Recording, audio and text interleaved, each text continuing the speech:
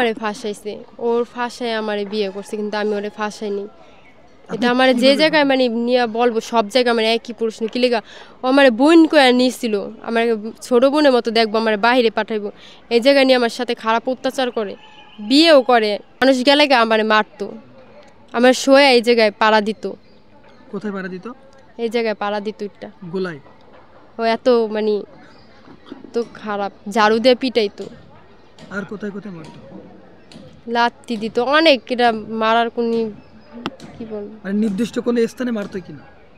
একটা জায়গায়। মারতো। দায় এড়ানোর জন্য না এই মিথ্যা নাটক সাজাইছে যে আমি টাকা পয়সা নিয়েছি এবং কি ও বলছে যে আমি চলে আইলে এই মিথ্যা মামলা দিব। আমার কাছে রেকর্ডিং আছে আপনাদের শোনাবো, তাহলে বুঝতে পারবেন আমি ওর ঘর থেকে কিছু আনছি না না আনছি। এটি সব মিথ্যা কথা। ওইলো বড় জল্লা তোরে আবার কে মারার আবার হুমকি দিব, এটা কেউ বিশ্বাস করে নাকি যেন ওরে মারার হুমকি দিব কেউ? উনি বলছে যে আমার তো কেউ নাই, তুমি আমার বোনের মতো, ছোট বোনের মতো। এখন বললে এখন আর কি বলবো, যে এমনভাবে বলে তুমি আমার ছোট বোন, এটা সেটা। আমার আম্মুরে খালা ডাকতো, আন্টি ডাকতো। তো পরে বিয়ে করলেন কিভাবে? ও যে বেশ, একটু জোর জোর করলো, একটু ধর্ষণ করতে চাইলো, এরপরে বিয়ে করে ফেললেন মানে ওই যে ভয় দেখাইছে যে যদি আমার বিয়ে করস তাইলে তোর ভালো হইব, টাকা পয়সাও পাইলি, তোর মা বাচ্চা থাকলো, তোর ভাই বাচ্চা থাকলো, তুইও বাচ্চা থাকলে। আর যদি বিয়ে না করস তাহলে এরকম মাইরা ফালাম। ওইগুলো প্রমাণ দেখাক। ওর কাছে আমাদের ঠিক বলছে আছে, যে ভিডিও ভিডিও আছে। আপনাদের দেখাক, তারপরে দেখা যাবে। আপনারা ও যে জায়গার কথা বলছে আপনারা ওই ওই হোটেলে যান। একজনে নালে মিথ্যা কথা বলবো, 10 জনে নালে মিথ্যা বলবো, একজন তো সত্য বলবোই। আপনারা যায় ওই জায়গায় জিজ্ঞেস করেন। ও নাকি হোটেল একবার নাকি আপনাকে আপনাকে নাকি একজন হোটেলে দেখে আছে, ওর বন্ধু নাকি, ও নাকি সরাসরি মিথ্যা আপনাকে কথা বলে। সব এগুলো।